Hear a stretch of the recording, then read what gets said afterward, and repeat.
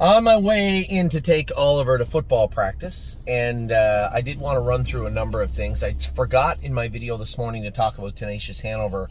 We got to the bottom of Tenacious Hanover's blood. Aunt Lily's come back fairly uneventful, some mild tie-up, but kind of along the lines that I thought of when I drove her last week. I told you guys that it felt to me like she was slipping a little bit.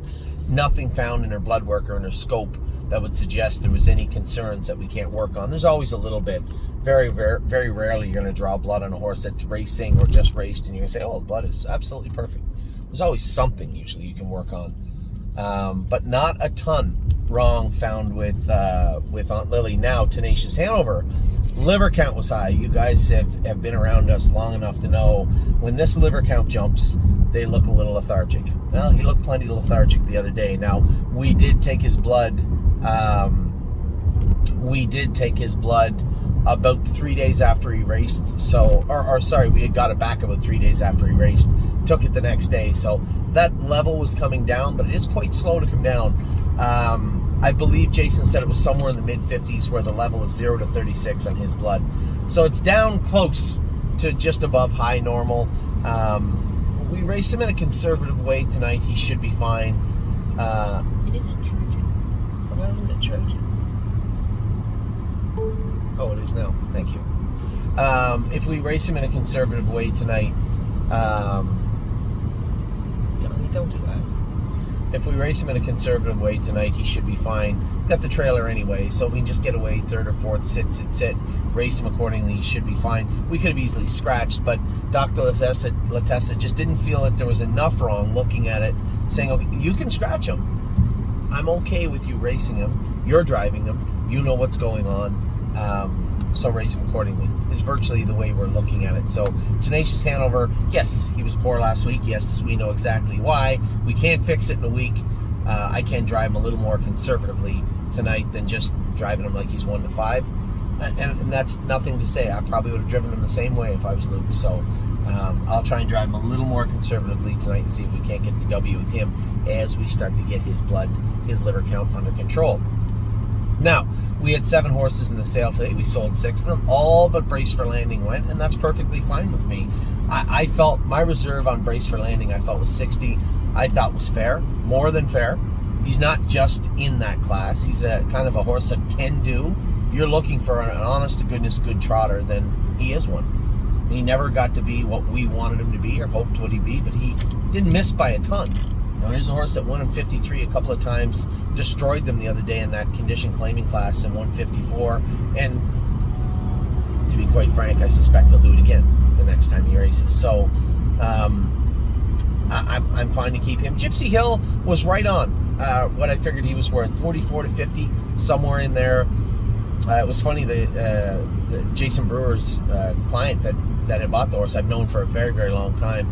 He had called me literally maybe 8 minutes before the horse sold, and we were talking about different horses that we might have for sale, and he said, what are you selling today? And we went through them. I said, hey, Gypsy Hill's a pretty nice horse. He's no joke, and he fits the Buckeye Final and the Constellation. He's a horse that can do some damage and is turning into a pretty decent trotter. And he asked me what I thought, and I said, honestly, we have a reserve of 44,000 on him. I think he should bring close to 50. And he ended up bringing 46. But I think that's fair. We can go into more depth and detail of Gypsy Hill, but I think when I step back and look at the entire playing field that is Gypsy Hill, I believe that's a fair number for him. Now, some numbers that weren't fair. I think we got Cleveland Masha. It's hard to price a horse that's that bad right now, and with 3 minutes left, she was like, it seemed like 3 minutes. It might have been 10. She was like $1,400 or something. And it didn't matter. It just, we can't keep these horses around. Truthfully, my Wicked Heart could have been in the same sale and in the same situation and wasn't.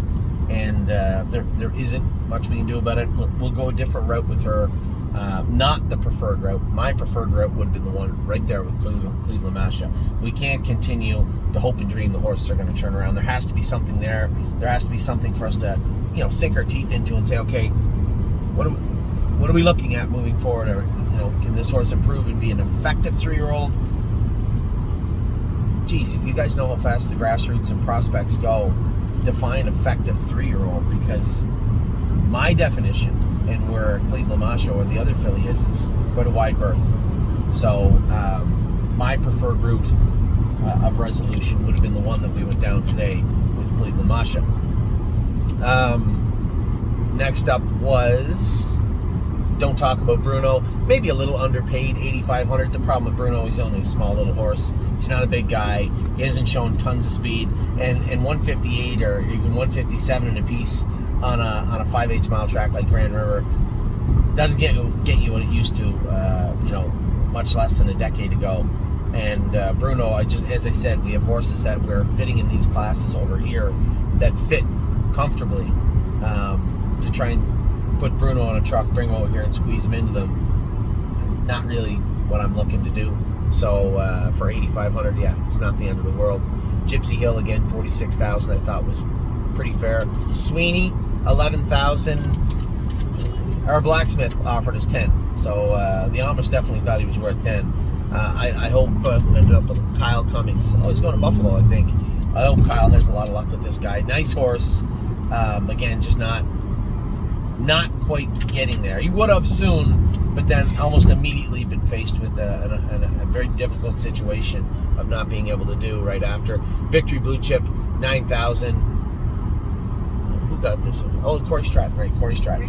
This horse probably would have been the best, I think, bang for your buck, the best purchase in the sale. Yeah, I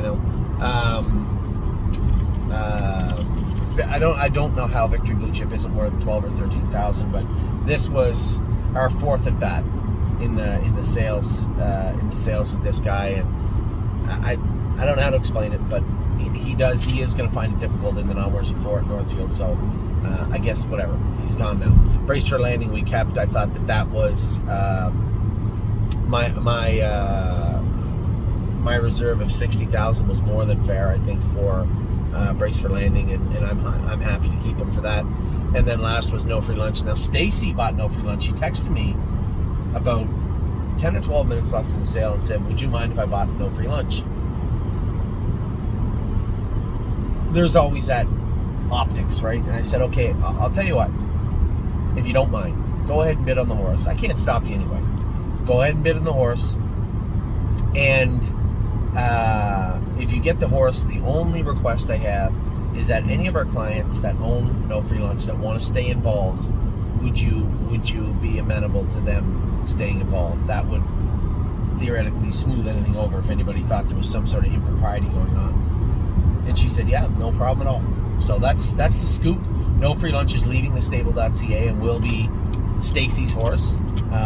Any of our clients that wanted to stay involved with him, you're more than welcome to. Stacy said you can stay involved, but that will be a Stacy production thereafter. It just muddies the water for Wendy when we have to do a million different things.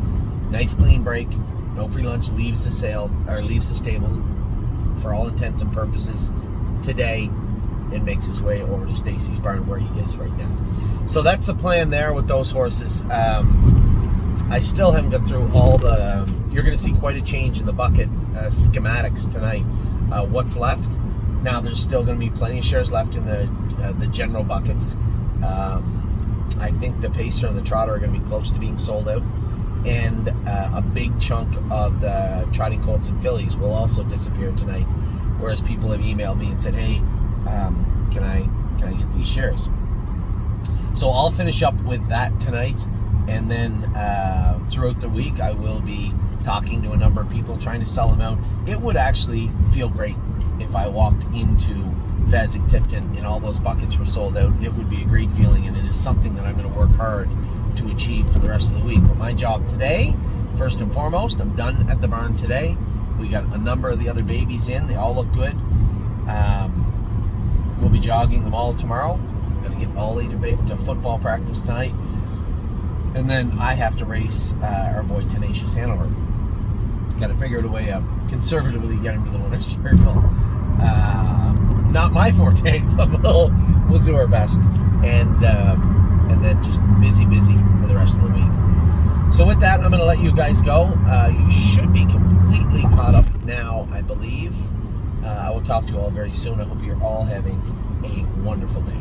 Take care.